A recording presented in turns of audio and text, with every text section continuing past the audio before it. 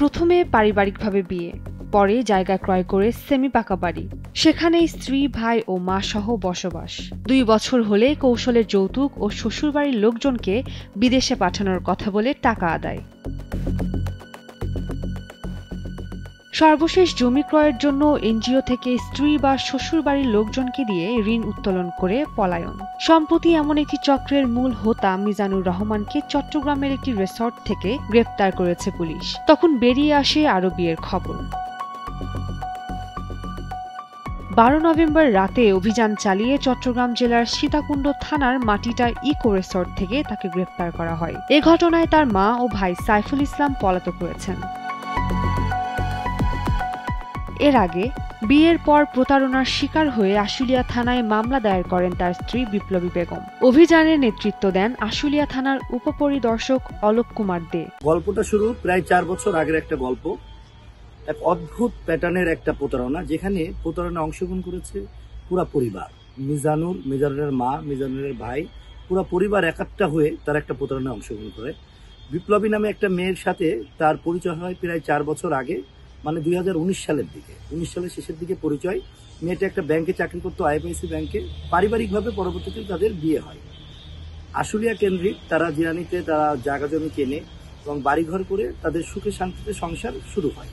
কিন্তু সংসার জীবনের একটা পর্যায়ে অতিবাহিত হওয়ার পর, যখন মানুষের বিশ্বাসের জায়গাগুলোতে অবিশ্বাস করার মতো আর কোনো কারণ থাকে না, প্রায় 2-3 বছর অতিবাহিত হয়। 2 বছর অতিবাহিত হওয়ার পর মিজানুর রহমান অত্যন্ত দ্রুত এবং সে একটা বড় মানের প্রতারক, সেটা প্রমাণ রেখে সে কিছু কার্যক্রম করে। যেমন সে পরবর্তীতে মেয়েটাকে দিয়ে মেয়েটার নামে লোন করিয়ে বিভিন্ন এনজিও থেকে টাকা তুলে, বলে যে আমরা বাড়ির পাশে একটা নতুন জায়গা কিনবো, এখানে আমরা ফার্ম করব, এই করব, সেই করব। তো বিভিন্নভাবে তাকে প্রলুব্ধ করে। বিভিন্ন এনজিও থেকে মিজানুর তার স্ত্রী বিপ্লবীকে দিয়ে টাকা পয়সা তোলায়, এমনকি বিপ্লবীর আপন চাচাতো ভাইকে বিদেশ পাঠানোর কথা বলে এবং তার কাছ থেকেও 7 লক্ষ টাকা গ্রহণ করে। সর্বমোট প্রায় 20-22 লক্ষ টাকা তাৎক্ষণিকভাবে নেওয়ার পর মেয়েটার সাথে ঝগড়াঝাটি শুরু হয় এবং দীর্ঘদিন ধরে সে যৌতুকের বিভিন্ন দাবি করতো এবং এক পর্যায়ে সে কিন্তু আরো 10 লক্ষ টাকাও বিপ্লবী দিয়েছে বলে আমরা প্রাথমিকভাবে যেটা জানতে পেরেছি এবং মামলার এজাহারও সে উল্লেখ করেছে।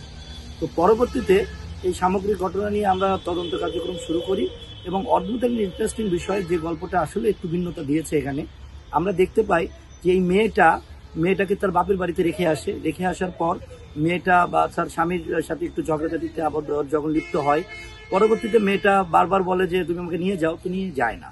এক পর্যায়ে মেয়েটা চলে আসে আশুলিয়ার বাসায়, এসে দেখে যে তাদের ঘর বাড়ি সবকিছু পাওয়ারে দিয়ে দিয়েছে এবং তারা আবার লোন করেছে এবং পলাতক। তো সামগ্রিকভাবে এটা একটা প্রতারণার গল্প, যৌতুকের গল্প এবং আসামিকে আমরা তথ্য প্রযুক্তির সর্বোচ্চ ব্যবহারের মাধ্যমে গ্রেপ্তার করি।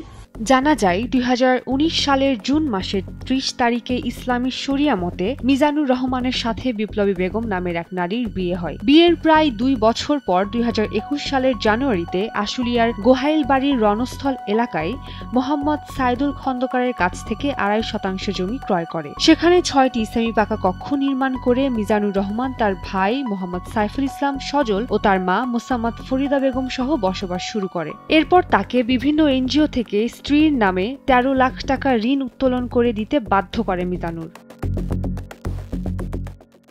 এছাড়া জমি ক্রয়ের জন্য স্ত্রী বিপ্লবীর বাবার কাছ থেকে 10 লাখ টাকা নিতে বাধ্য করে। শুধু তাই নয়, গোপনে ক্রয়কৃত জমি বিক্রি করে দেয়। অন্যদিকে স্ত্রীর সাথে ঝগড়া করে তাকে শ্বশুরবাড়ি পাঠিয়ে দিয়ে পরিবার নিয়ে আত্মগোপনে চলে যায় মিজানুর রহমান। শুধু তাই নয়, আশুলিয়া থেকে পালিয়ে চলে যায় বরিশাল। সেখানেও 7 মাস আগে পারিবারিকভাবে বিয়ে করেছেন।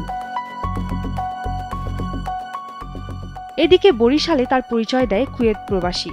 গত 2 মাস আগেও কুয়েত ফেরত যাওয়ার জন্য দেখা করে আসেন। তখন তিনি প্রস্তাব করে জায়গা ক্রয়ের, তবে সে বর্তমানে অবস্থান করছে চট্টগ্রামের সীতাকুণ্ডের একটি রিসর্টে।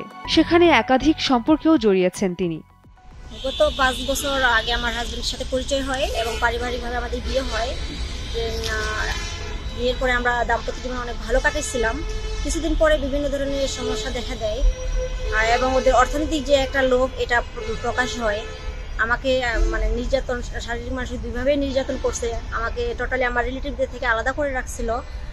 ইনফ্যাক্ট ওরা আমাকে বিভিন্ন এনজিও থেকে টাকা উত্তোলন করার অনেক প্রক্রিয়া করছে এবং আমার বাবার কাছ থেকে চাপ দিয়ে অনেক যৌতুক নিছে। উনি মানে একটা ঝগড়া ইস্যু সৃষ্টি করে 2022 সালের দিকে আমাকে আমার বাবার বাসায় মেহমান খাওয়ার উদ্দেশ্যে নিয়ে গিয়ে ওখানে রেখে উনি আমাকে না বলেই চলে আসে। গ্রেফতারকৃত মিজানুর রহমান বরিশাল জেলার সদরের রূপতলী এলাকার মৃত আব্দুল কুদ্দুসের ছেলে। বিভিন্ন স্থানে বিয়ে করে স্ত্রীর মাধ্যমে ঋণ উত্তোলন করে পালিয়ে যেতেন। এ ঘটনায় তার ভাই মোহাম্মদ সাইফুল ইসলাম সজল ও তার মা মোসাম্মদ ফরিদা বেগম পলাতক রয়েছেন।